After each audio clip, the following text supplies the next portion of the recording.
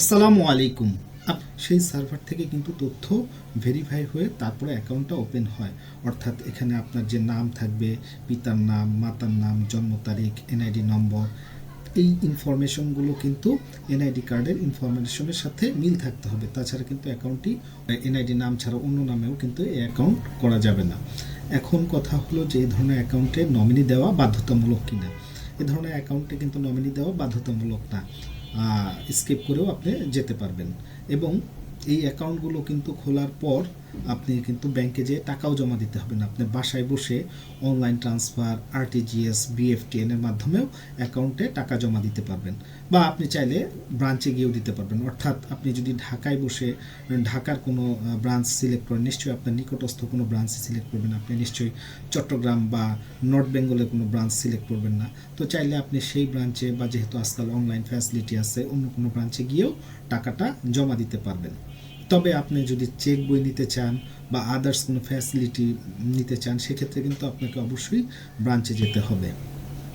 আরেকটা বিষয় অনেকে প্রশ্ন করে থাকেন যে আমি যদি ভুল পেশা বা ভুল ব্রাঞ্চ সিলেক্ট করে থাকি, সেটা সংশোধনের উপায় কী? সেক্ষেত্রে আপনাকে অবশ্যই ভুল পেশা বা ভুল ব্রাঞ্চ, আপনি যদি ব্রাঞ্চ চেঞ্জ করতে চান, সেক্ষেত্রে কিন্তু আপনাকে ওই ব্রাঞ্চেই যেতে হবে এবং সেখান থেকে যে ফর্মালিটিসগুলো আছে সেটা মেনটেন করে আপনাকে আসতে হবে। আরেকটা বিষয় হলো যে আপনি যদি বলেন যে আমার স্মার্টফোন নেই, আমি কি এই ধরনের অ্যাকাউন্ট খুলতে পারবো না? অবশ্যই পারবেন। আপনি যদি অন্যের মোবাইল ফোন বা অন্যের ইলেকট্রনিক ডিভাইস ব্যবহার করে এই ধরনের অ্যাকাউন্ট খুলতে চান, সেটাও করতে পারবেন, কিন্তু সেক্ষেত্রে মোবাইল নম্বরটা অবশ্যই আপনার নিজের দিতে হবে, কারণ আপনার মোবাইল নাম্বারের এগেনস্টেই কিন্তু অ্যাকাউন্টটা ওপেন হবে। এই ধরনের অ্যাকাউন্ট যেটা কেওয়াইসির মাধ্যমে অনবোর্ড করা হয়, এটা সাধারণত দুই ধরনের হয়ে থাকে। একটা হলো সিম্পলিফাইড ইকেওয়াইসি, আর একটা হলো রেগুলার ইকেওয়াইসি। এটা সাধারণত সিম্পলিফাইড ইকেওয়াইসি, যেটাকে একটা সেভিংস অ্যাকাউন্টের ন্যাচারে অ্যাকাউন্টটা ওপেন হয়ে থাকে। এটা সেভিংস সিঙ্গেল অ্যাকাউন্ট সাধারণত ওপেন হয়ে থাকে।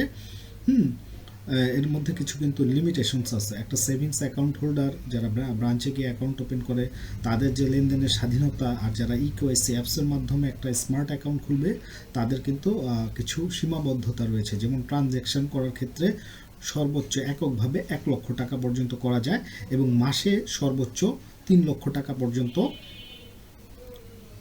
লেনদেন করা যায়।